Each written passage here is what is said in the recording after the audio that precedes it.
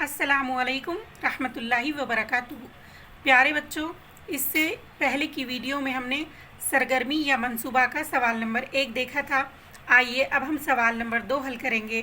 सवाल दिया गया है, किसी और शायर की मनाजात हासिल करके अपनी बयाज में लिखिए।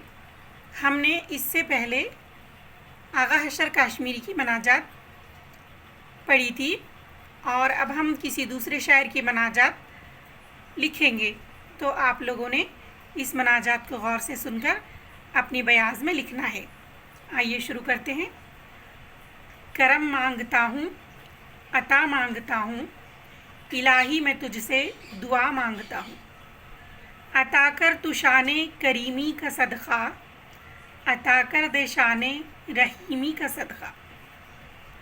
न मांगूंगा तुझको तो मांगूंगा किससे, तेरा हूँ मैं तुझसे दुआ मांगता हूँ।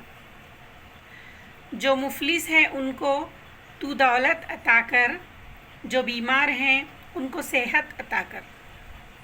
मरीज़ों की खातिर शिफा मांगता हूँ, इलाही मैं तुझसे दुआ मांगता हूँ। मेरी जो बहन भी कंवारी है मौला, उसे नेक रिश्ता अता कर दे मौला। मैं सदक़े सोहरा सदा मांगता हूँ, इलाही मैं तुझसे दुआ मांगता हूँ। जो नादार हैं कुछ नहीं जिनके पल्ले, उन्हें भी दिखा दे हरम के तू जलवे। हुजूरी हो सबकी दुआ मांगता हूँ, इलाही मैं तुझसे दुआ मांगता हूँ। वतन के भड़कते शरारे बुझा दे, उसे फिर उखुवत का गुलशन बना दे।